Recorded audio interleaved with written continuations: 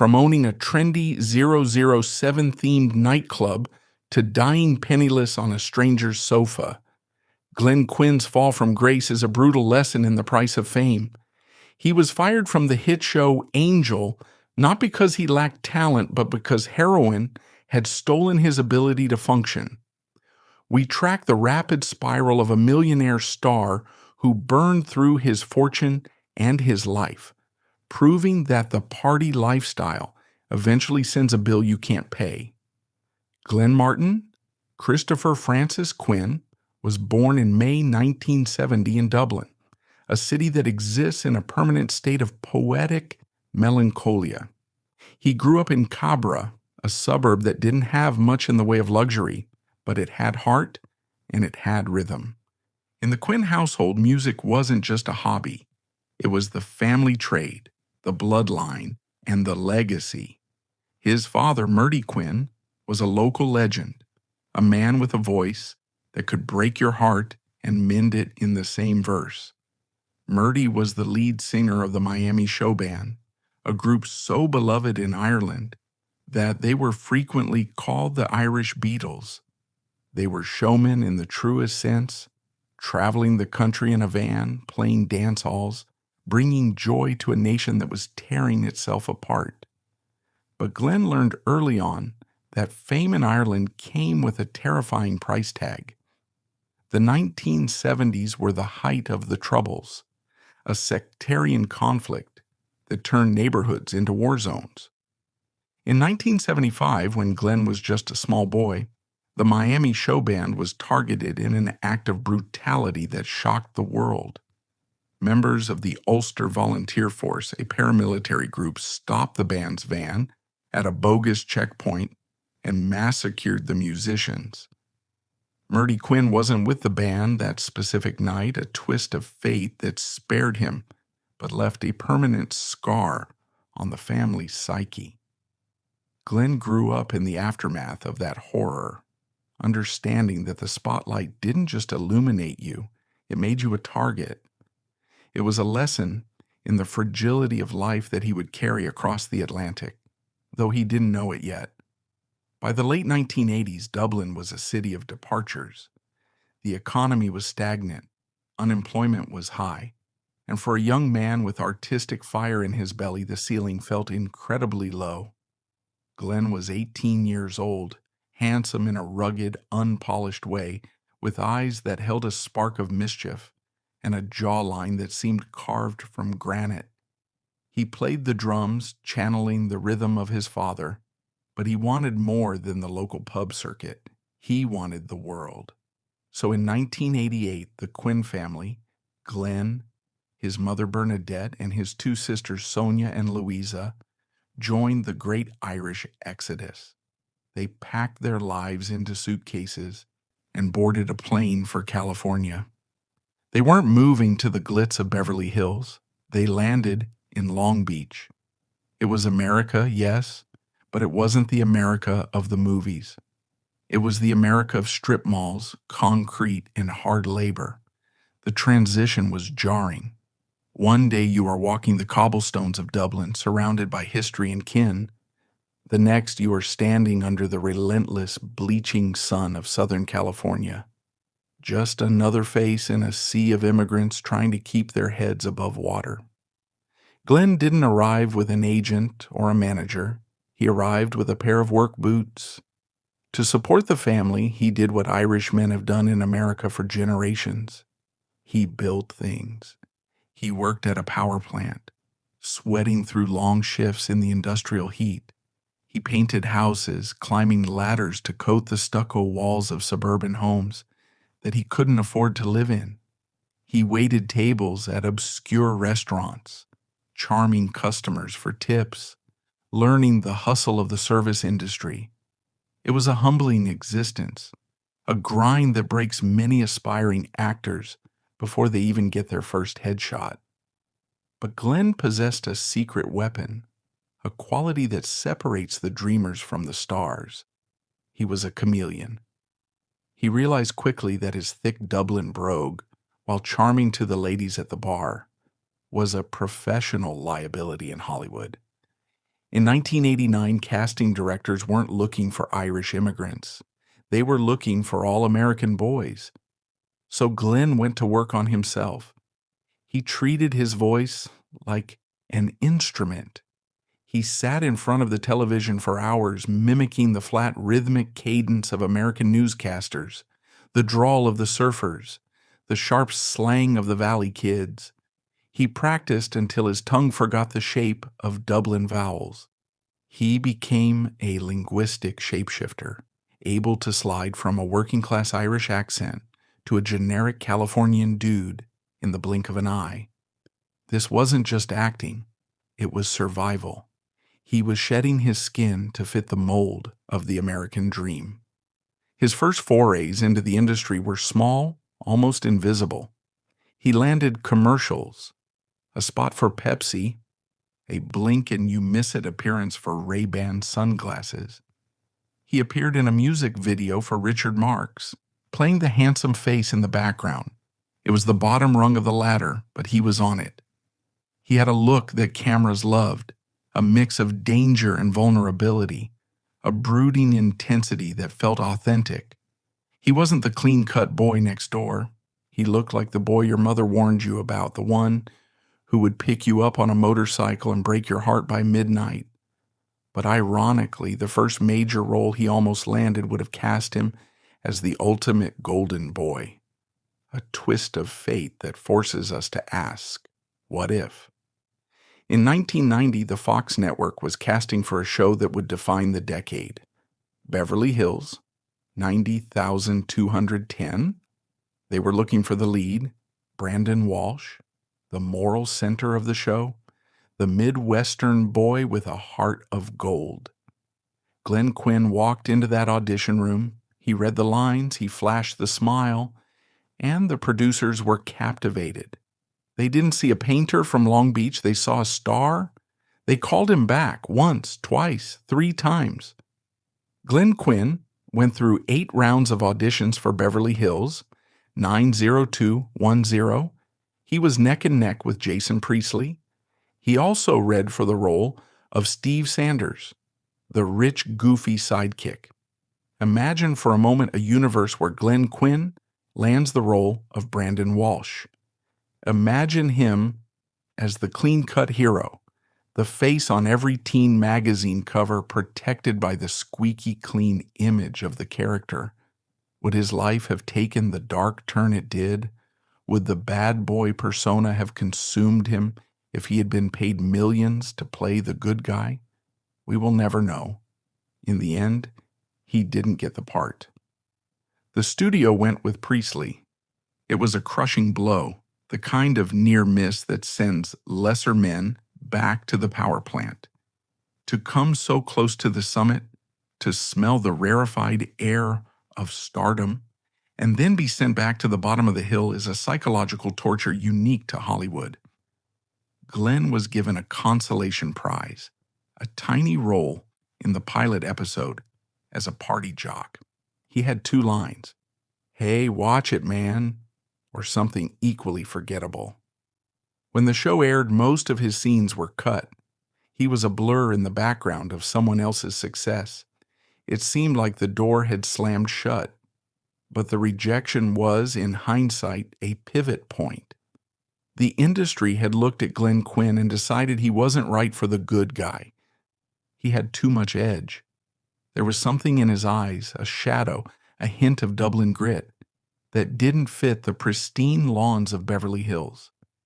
They saw potential, but it was a darker kind of potential. They didn't want him to be the hero. They wanted him to be the trouble. And trouble was exactly what Roseanne was looking for. While Glenn was licking his wounds from the 90210 rejection, another casting call was going out across town. The hit sitcom Roseanne, a show that celebrated the messy, loud, blue-collar reality of American life, was looking for a new character. They needed a boyfriend for Becky, the eldest daughter, but they didn't want a prom king. They wanted a foil for Roseanne Connor. They wanted a nightmare. They were looking for a biker, a delinquent, a kid who looked like he skipped class to smoke behind the gym. The character's name was Mark Healy. Glenn walked into the audition room for Roseanne with nothing to lose. He was 20 years old. He slicked his hair back with grease. He threw on a leather jacket. He adopted a posture of indifferent arrogance. He didn't try to charm the producers with his smile. He tried to intimidate them with his silence. He channeled every ounce of frustration, every bit of the tough Long Beach immigrant experience, and projected it outward. When he read the lines, he didn't sound like an actor trying to be tough. He sounded like a kid who didn't care if he got the job or not. And that was exactly what they needed. Roseanne Barr later recalled the instant chemistry. She saw Glenn and knew immediately, this is him. This is the guy who drives Roseanne Connor crazy. This is the guy who steals her daughter.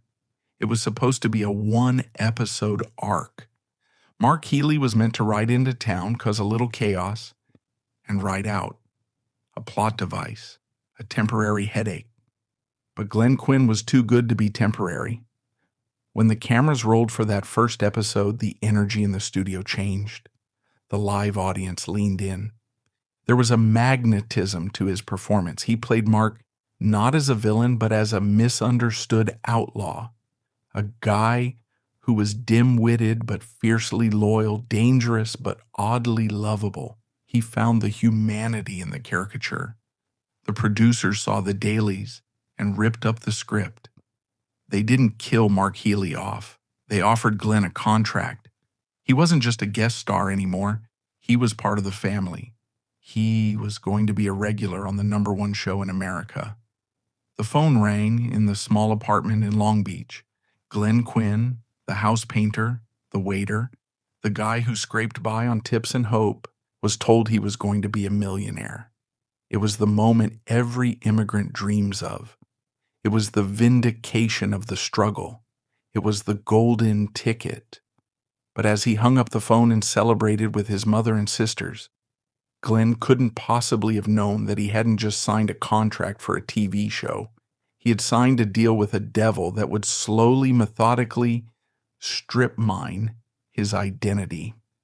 By accepting the role of the bad boy, he was inviting a persona into his life that would eventually refuse to leave. The paint was washed off his hands, replaced by the grease of a prop motorcycle, and the boy from Dublin began to fade, replaced pixel by pixel by the image of Mark Healy. The con was on. Hollywood had promised him a dream, but it was handing him a mask that would one day suffocate him. To understand the specific alchemy of 1990s television, you have to understand the monstrous weight of Roseanne. It was not merely a sitcom, it was a cultural gravitational field.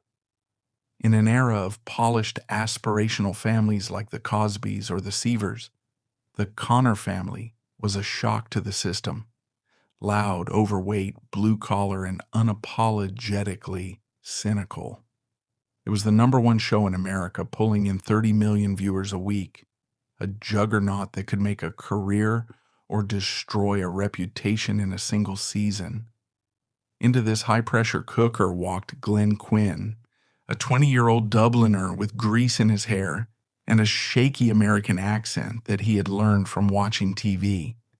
He was supposed to be a footnote, a bad influence boyfriend for one episode who would be chewed up and spit out by the formidable Roseanne Barr. But when the red light on the camera turned on, Glenn didn't flinch. He leaned into the lens with a smirk that was half predator, half puppy dog. And in that instant, the trajectory of his life was irrevocably altered. He ceased to be Glenn Quinn, the house painter from Long Beach. He became Mark Healy, the patron saint of every rebellious teenager in America. The chemistry was instantaneous and undeniable. Mark Healy was written as a caricature, a dim-witted leather-clad biker who was meant to be the nightmare of every protective father. But Glenn, wielding that innate Irish charm he had suppressed beneath the American drawl, found the humanity in the stereotype. He played Mark not as a villain, but as a lost boy looking for a family. He was stupid, yes, but he was fiercely, almost violently loyal to Becky Connor. The audience, expecting to hate him, fell in love with him. The producers saw the dailies, the raw footage from the set, and realized they had caught lightning in a bottle. The one-off guest spot turned into a recurring role, and the recurring role turned into a contract. Glenn Quinn was now a series regular on the biggest show on earth. The transformation was absolute. The paychecks that began to roll in were not just money, they were an avalanche. For a boy who had spent the previous 2 years scraping paint off stucco walls and counting tips at a diner, the sudden influx of wealth was disorienting. He went from worrying about rent to earning tens of thousands of dollars a week. But with the money came the expectation of the image. Hollywood is an industry that buys a specific product. And if that product sells, it demands you stay in the packaging. Glenn Quinn had sold them the bad boy, and now he had to live it. This is where the tragedy begins to take root, not in failure, but in success. The line between the actor and the role is always porous, but for Glenn, it vanished entirely. He didn't just play Mark Healy on Soundstage 2, he began to inhabit him on the Sunset Strip. He walked into a dealership and bought a Harley Davidson, not because he was a biker, but because Mark Healy was a biker. He began to dress in leather jackets and torn jeans, adopting the slouching, indifferent posture of his character, even when the cameras weren't rolling. He was a method actor who forgot to break character, or perhaps he simply realized that the world preferred Mark to Glenn. Mark was cool, Mark was dangerous, Mark was American. Glenn was just a sensitive drumming boy from Cabra who missed his dad. So he let Mark take the wheel. The 1990s in Los Angeles were a specific kind of hedonistic paradise. It was the era of the Viper Room, the Whiskey A Go-Go, and the Roxy. It was the era of heroin chic, where dishevelment was fashionable and excess was a badge of honor. Glenn, with his newfound wealth and his recognizable face, was given the keys to the city. He became a fixture of the Hollywood nightlife. He wasn't just attending the parties, he was the party. He was young, beautiful, and rich, surrounded by a court of hangers-on and dealers who were all too happy to help him maintain the bad boy energy. At first, the vice was recreational. It was beer. It was whiskey.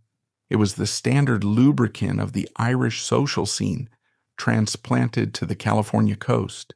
But the pressure of maintaining the persona required stronger fuel. To be on all the time, to maintain the American accent that he dared not drop in public for fear of breaking the illusion, to deal with the imposter syndrome of being a working-class immigrant in a room full of millionaires. It all took a toll. The drugs began to creep in. Cocaine, the fuel of the 80s, was still the drug of choice for the high-energy nights. But heroin was beginning to make its presence felt in the circles Glenn moved in. It started as a way to come down, a way to silence the noise, a way to numb the anxiety of performance. And the performance was grueling. Roseanne was a notoriously difficult set. Roseanne Barr was a genius, but she was also volatile, firing writers and producers on a whim. The tension was constant. Glenn, as the outsider who had married into the TV family, had to walk on eggshells. He had to be perfect. He famously kept his Irish accent a secret from the studio audience for years, speaking in his flat American drawl even during curtain calls, terrified that if they heard the real him, the magic would break.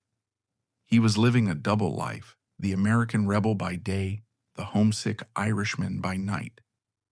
As the seasons wore on, another insidious problem emerged. Boredom. Mark Healy, for all his popularity, was not a complex character. He was the butt of the joke. He was the dumb guy. Glenn Quinn, however, was not dumb.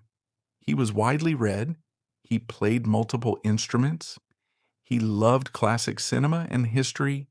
But for 7 years, his job was to stand in a kitchen and say something stupid so Roseanne could make a witty retort.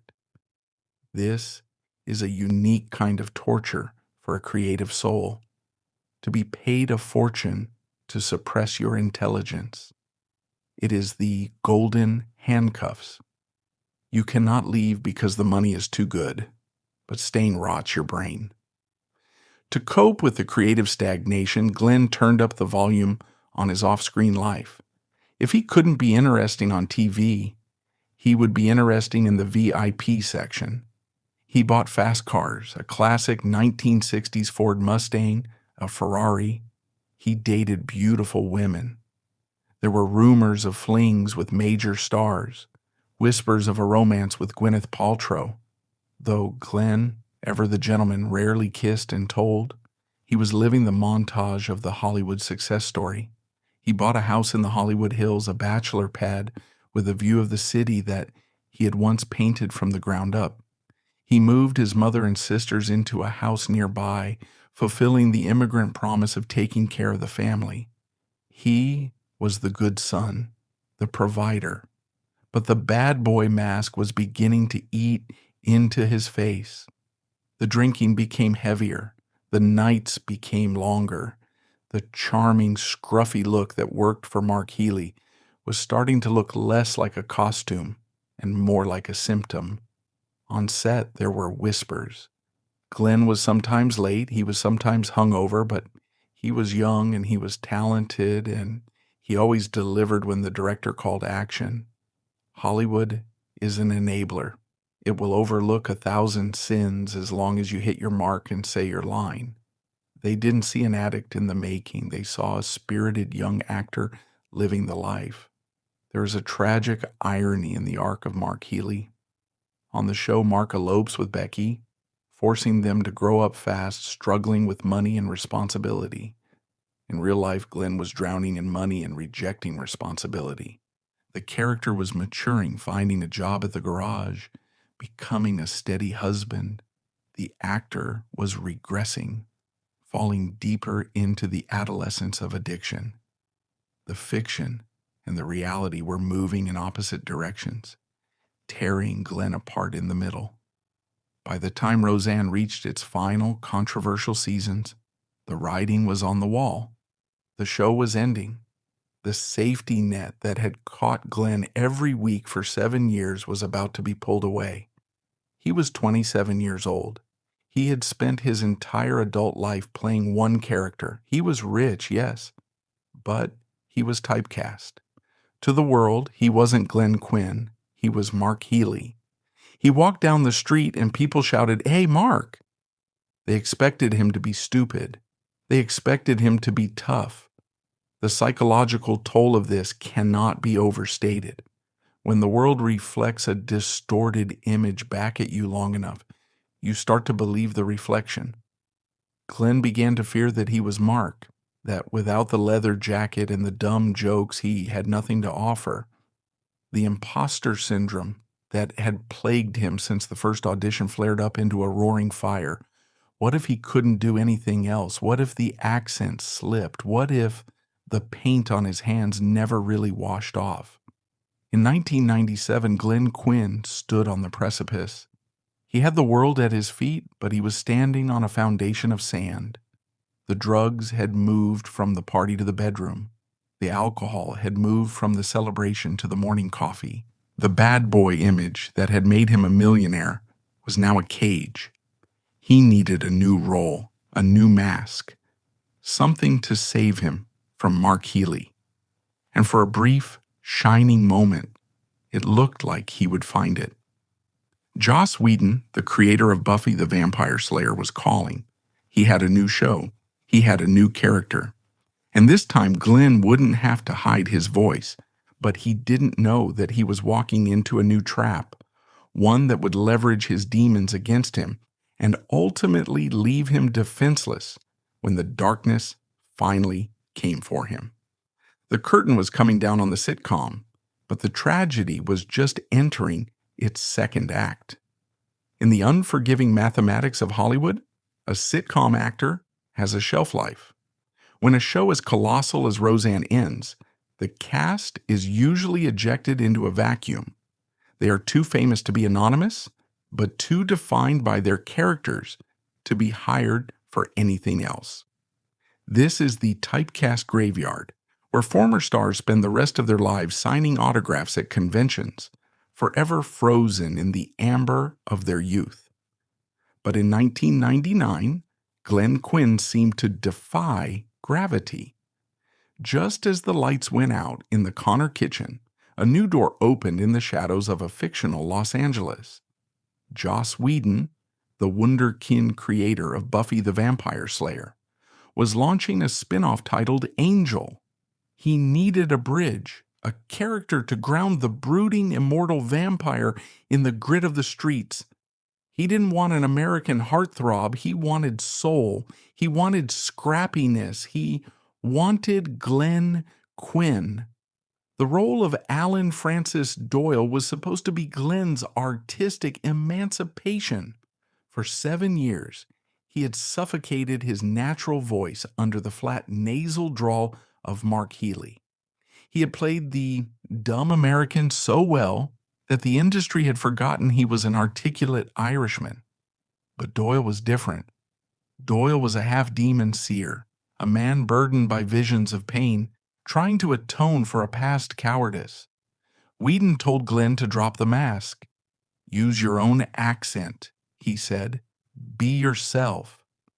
For a brief shining moment, it seemed like Glenn had pulled off the impossible second act. When Angel premiered, fans didn't see Mark Healy. They saw a rugged, charismatic, tragic hero. Glenn brought a melancholic warmth to the role that couldn't be taught in acting class. It was the Irish charm weaponized. He was funny, he was brave, and he was deeply human despite the demonic prosthetics. The chemistry between him and David Boreanaz was electric. Critics praised him. The checks, now for a primetime drama, were bigger than ever. He was 29 years old, rich, beloved, and finally playing a character that felt like a piece of his own soul. But while Doyle was fighting demons on screen, Glenn Quinn was surrendering to them in his trailer. The bad boy lifestyle that he had cultivated during the Roseanne years had metastasized. It was no longer a weekend indulgence. It was a daily biological necessity. The 90s were bleeding into the new millennium, and the drug culture of Los Angeles was shifting. Cocaine, the frantic fuel of the party, was being chased by heroin, the velvet blanket of oblivion. Glenn was using both. On the set of Angel, the cracks began to show immediately. The grueling schedule of an hour-long action drama is not like a sitcom. It requires 12, 14-hour days. It requires stunts, makeup chairs at 4 a.m., and absolute focus. Glenn was struggling. He would arrive late. He would look pale, sweating through the makeup. The charm was still there. He could still turn it on when the camera rolled. But the reliability was gone. In the corporate machine of television production, an unreliable actor is a liability. It doesn't matter how talented you are. If you cost the studio money, you are marked. The whispers started. Glenn is in trouble. Glenn is using. The narrative sold to the public was that Doyle was always meant to die early in the first season, a sacrificial lamb to establish the stakes of the show. It was a noble, heroic exit. On screen, Doyle gives his life to save a group of refugees from a fascist demon army. He looks at his friends one last time, smiles, and walks into the light, disintegrating into dust. It remains one of the most heartbreaking scenes in the Buffy verse. But the reality was far colder. Insiders and subsequent reports have long suggested that Glenn Quinn was written out because he was becoming uninsurable. The studio couldn't risk a production shutdown if their lead actor overdosed or failed to show up. The heroic death was a mercy killing of his contract. When Doyle turned to dust, Glenn Quinn's career effectively evaporated with him. He was fired from the one job that allowed him to be himself. The psychological blow was catastrophic. Losing Roseanne was natural. Losing Angel was a rejection of him. It confirmed his deepest insecurity that the real Glenn Quinn wasn't good enough. Without the structure of a daily call sheet, without the responsibility of a script, Glenn was left alone with his millions and his addiction. And an addict with unlimited funds and zero responsibility is a car with a brick on the accelerator and the steering wheel cut. Instead of retreating to rehab, Glenn decided to double down. If he couldn't be the king of television, he would be the king of the night. He took his Roseanne residuals, his Angel buyout, and his savings, and he poured them into a dream that would become his coffin, a nightclub. He called it Goldfingers. Located in Hollywood, Goldfingers was an homage to Glenn's obsession with James Bond and the sleek mod aesthetic of the 1960s. It was designed to be the coolest place on earth. Gold lame booths, go-go dancers in cages, martinis shaken not stirred. It was the physical manifestation of the fantasy life Glenn wanted to live. He wasn't just an investor. He was the face of the brand. He wanted to be the Humphrey Bogart of the Sunset Strip, the benevolent owner holding court in the VIP booth, surrounded by beautiful women and adoring fans. For a few months in the early 2000s, the fantasy held. Goldfingers was a hit. Celebrities flocked there. The music was loud, the vibe was electric, and Glenn was at the center of the universe. He drove his vintage cars to the front door. He comped drinks for everyone. He was the host with the most. But owning a nightclub when you are battling addiction is like an alcoholic buying a brewery.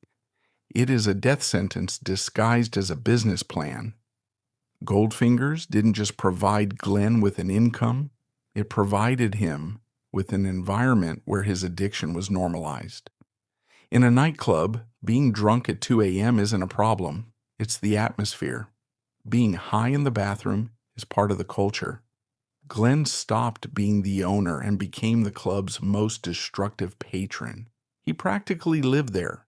The VIP booth became his bunker. The generosity that defined his Irish character turned into financial hemorrhaging. He wasn't managing the books. He was giving the product away. He was buying affection with expensive champagne. He was surrounded by leeches, the hangers-on who infest the Hollywood ecosystem, drinking his liquor and laughing at his jokes as long as the credit card worked. Slowly, the golden veneer began to peel. The staff at Goldfingers began to see the boss not as a cool celebrity, but as a problem. He would get into fights. He would pass out in the booths. He would make scenes that drove paying customers away. The partners who had gone into business with him, serious businessmen who wanted a return on their investment, grew alarmed. The club was bleeding money, and the cause of the hemorrhage was sitting at the bar. Then came the bottom, a moment of humiliation so profound it is painful to recount. Glenn's personal fortune began to dry up. The residuals from Roseanne were shrinking. The Angel money was gone. The lifestyle of Ferraris and Harleys had burned through his savings. He became cash poor.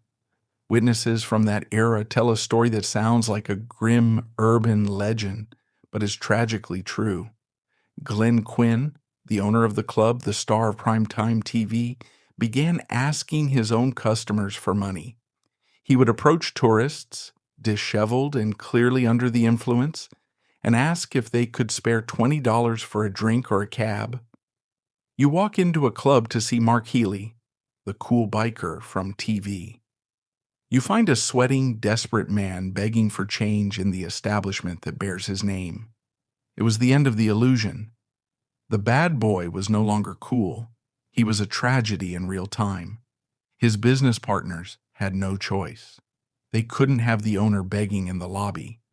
In a move that shattered whatever pride Glenn had left, they bought him out. They forced him to sign over his share of the club. And then they did the unthinkable. They banned him. Glenn Quinn was kicked out of Goldfingers. He was barred from entering the paradise he had built. He would stand outside on the sidewalk, looking at the golden doors, while the bouncers, men he had likely hired, told him to go home. He was 31 years old. He had no job, he had no club, he had no car. The house in the hills was foreclosed or sold to pay debts. The fall was complete. He had gone from the red carpet to the pavement in less than 3 years. The golden handcuffs of Roseanne had been removed, only to be replaced by the cold, hard shackles of poverty. He was now a man without a country. He couldn't go back to the set, and he couldn't go back to the club. The only place left to go was down. He drifted into the shadows of North Hollywood, a ghost haunting the fringes of the industry that had consumed him. He slept on couches. He borrowed money he couldn't repay. He became one of the lost boys of L.A., the former stars who wander the boulevards unrecognized by the tourists who are busy buying maps to their old homes. But even in this darkness, there was a flicker of the old Glenn. He spoke of getting clean. He spoke of going home to Ireland. He believed with the delusional optimism of the addict that this was just a rough patch. He was Mark Healy. He always landed on his feet. He was Doyle. He would get his redemption arc. He didn't realize that in the real world, redemption isn't written by a team of screenwriters. It has to be earned in the blood and the sweat of recovery. And Glenn Quinn was running out of time to write his final act. To map the geography of a Hollywood tragedy, you must understand that Los Angeles is not one city. It is a stratification of altitude and fortune. When you are winning, you live in the hills. You reside above the smog line, looking down on the grid of lights, separated from the noise and the grime by winding canyon roads and electric gates. This was where Glenn Quinn lived at the height of his power, in a bachelor pad that symbolized his conquest of the American dream. But when you start to lose, gravity takes over. You slide down the canyons. You lose the view. You end up in the flats, the endless sun-baked sprawl of the San Fernando Valley. And the bottom of that slide, the place where the dream finally runs out of momentum, is often found on a quiet, nondescript street in North Hollywood. This is where the red carpet turns into cracked pavement. This is where the stars go when they flicker out. By the autumn of 2002, Glenn Quinn had completed this descent. The Ferrari was gone, sold for cash to pay debts or dealers. The Harley Davidson was a memory. The gold-plated shares in his nightclub were worthless. He was 32 years old, an age when most men are just beginning to find their footing in the world. But Glenn was already looking back on a life that had been consumed. He was technically homeless. He wasn't sleeping under a bridge or pushing a shopping trolley. That is the cinematic version of homelessness. The reality for a fallen star is far more insidious. It is a purgatory of couch surfing. It is the humiliation of relying on the charity of friends who remember who you used to be. It is living out of a duffel bag that contains the last remnants of a wardrobe that once graced the covers of teen magazines. There had been a flicker of hope, a brief interlude, where it seemed the script might have a happy ending. In a moment of clarity, or perhaps desperation, Glenn had returned to Ireland. He went back to Dublin, to the small gray streets of Cabra, to the arms of his mother Bernadette and his sisters. The family wrapped around him like a protective blanket. For a few months, the toxic smog of Los Angeles was replaced by the damp, clean air of the Irish Sea. He got clean, he looked healthier. The bloating from the alcohol subsided. The spark returned to his eyes. He spoke of his love for classic cinema, his desire to play serious roles, his wish to perhaps teach drama or direct. In Ireland, he wasn't Mark Healy or Doyle. He was just Glenn, the drummer's son. But addiction is a patient hunter, and Hollywood is a siren song that never stops playing. The silence of Dublin began to feel oppressive. The lack of adoration, the lack of the scene, gnawed at him. He convinced his family, and crucially himself, that he was ready to go back. He told them he had an audition. He told them he was going to rebuild his career, but this time, he would do it sober. He boarded a plane back to the United States. It was the fatal error. As the plane banked over the sprawling grid of Los Angeles, he wasn't flying toward a new beginning. He was flying into the mouth of the beast. Upon landing, the reality of his situation hit him with the force of a physical blow. There were no agents waiting. There were no scripts. The industry had moved on. Roseanne was a syndicated memory. Angel was thriving without him. He checked into a rehab facility in Florida, a last-ditch attempt to build a fortress around his sobriety before facing the temptations of L.A. But the fortress was made of sand. Glenn was restless. He was angry. He was kicked out of the facility for using drugs. This expulsion was the final turning point. When a rehab center opens its doors and tells you to leave, it is a statement that you are beyond professional help. You are now in the wild. Glenn drifted back to California. He had nowhere to go. He couldn't go back to the Hollywood Hills. He had been priced out of his own life. He couldn't go to Goldfingers. He had been banned. So he went to the only place that would take him, the home of a friend named Dwayne, located at 11,115 Acama Street in North Hollywood. Acama Street is not a place of glamour. It is a street of modest, single-story homes, manicured lawns, and chain-link fences. It is the kind of neighborhood where people wake up early to go to work, where life is measured in paychecks and utility bills. It is the antithesis of the Viper Room. It is December 2nd, 2002, a Monday. The winter sun in Los Angeles is bright but offers no warmth. Glenn arrives at Dwayne's house. He looks exhausted. The years of heroin and alcohol abuse have aged him. His face, once the definition of boyish rebellion, is puffy and pale. His eyes are hollow. He is carrying the weight of his failure in his posture. He tells Dwayne he isn't feeling well. He mentions pain. Heroin withdrawal is a physical agony, a flu that attacks the marrow of your bones. But heroin usage is a deceptive peace. We do not know if he was using to get high or using to stop the sickness. The evening is quiet. There is no party. There are no groupies. There is just a television playing in the background, the banal soundtrack of a normal American life. Glenn is a guest in a world he used to transcend. He asks if he can crash on the couch. It is a request he has made a dozen times in the last year. Dwayne, a loyal friend who likely watched Glenn's decline with a mixture of helplessness and sorrow, agrees. He gives him a blanket. He gives him a pillow. Glenn lies down on the sofa. This is the image that breaks the heart. This is the bad boy of 90s television. This is the man who bought a Ferrari with cash. This is the man who dated movie stars. Now he is curled up on a sofa in North Hollywood, shivering under a borrowed blanket, listening to the hum of a refrigerator. At some point in the night, Glenn makes a decision, or perhaps a compulsion makes it for him. He administers a dose of heroin. It is not a party dose.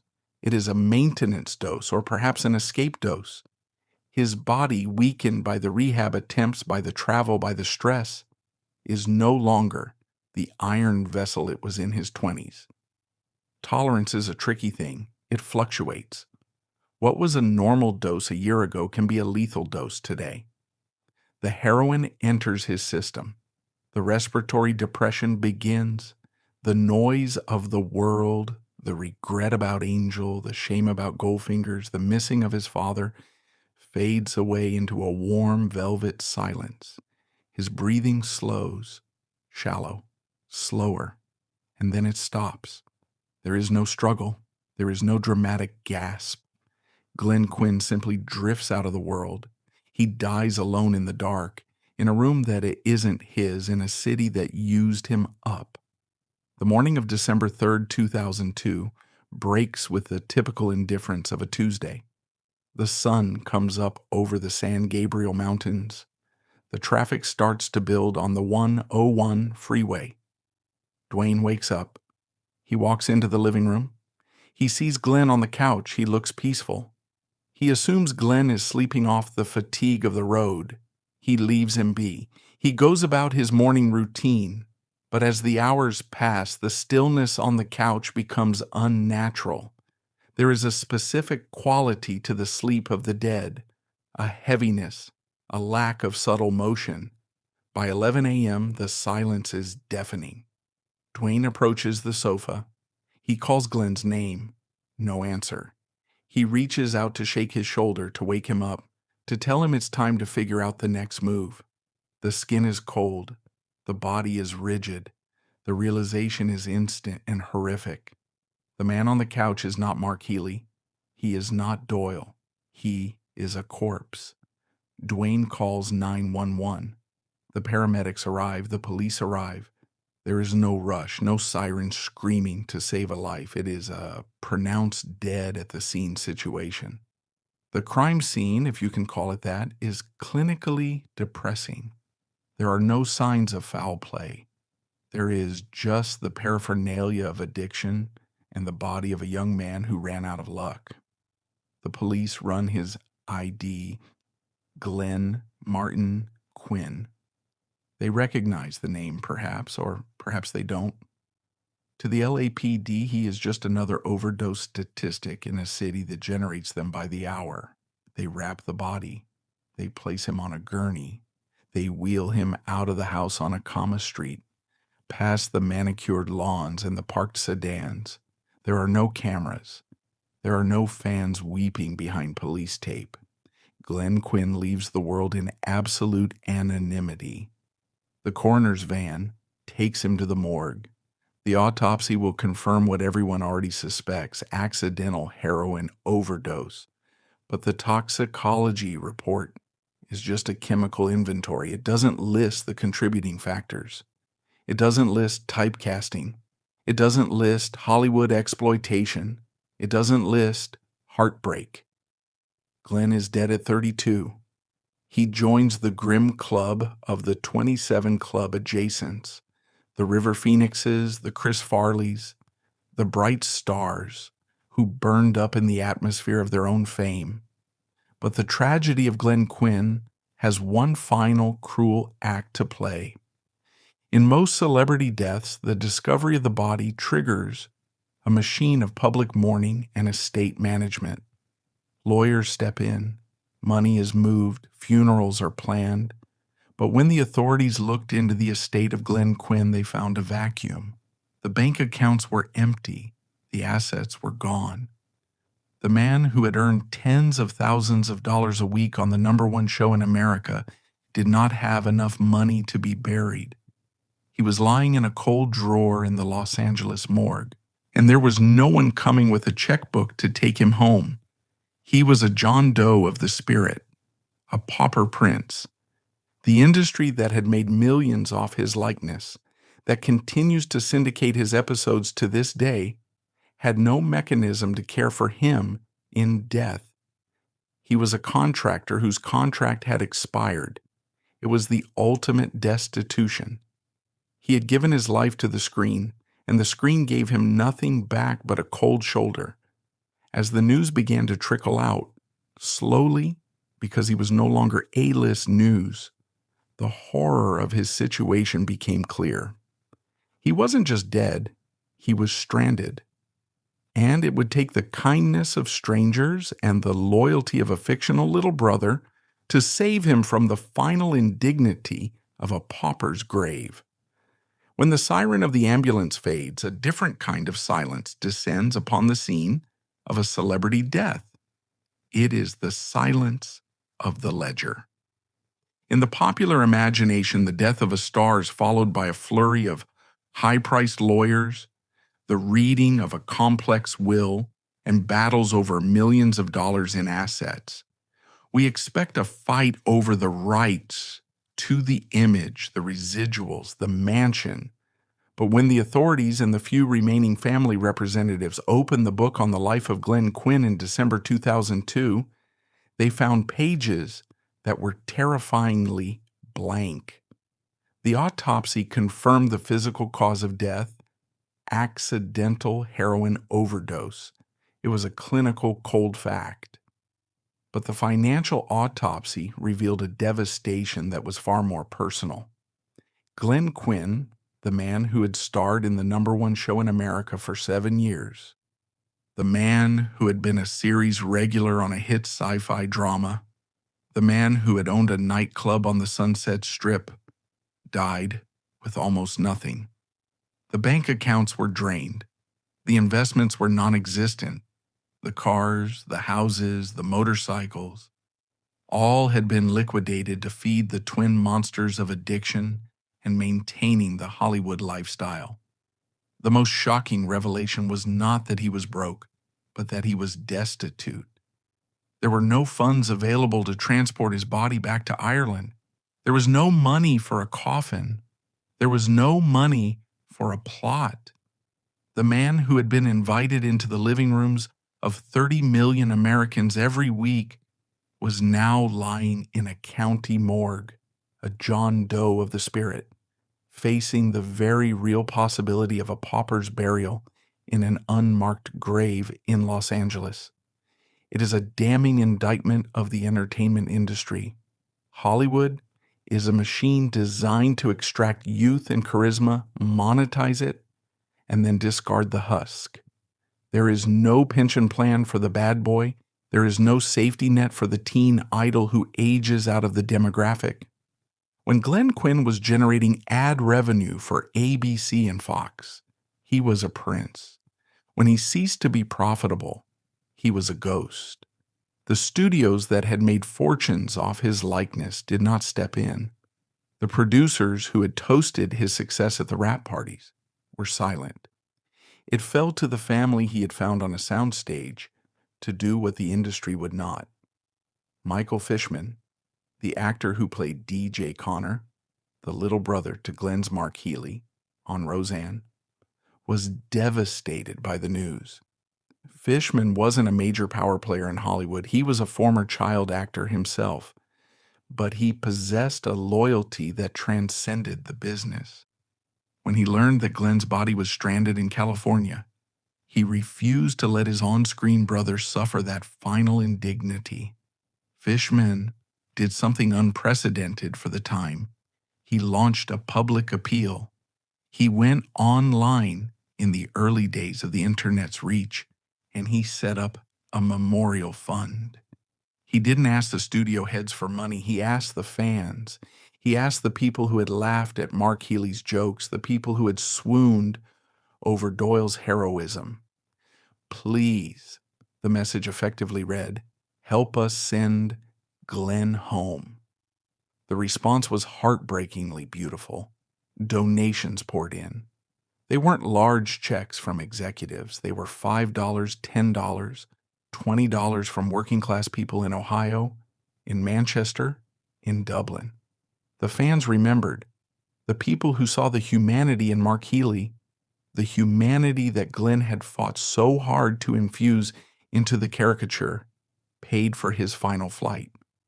With the funds raised, Glenn's body was flown across the Atlantic, back to the gray skies of Dublin. He was buried in a quiet corner of the Drumcondra Cemetery.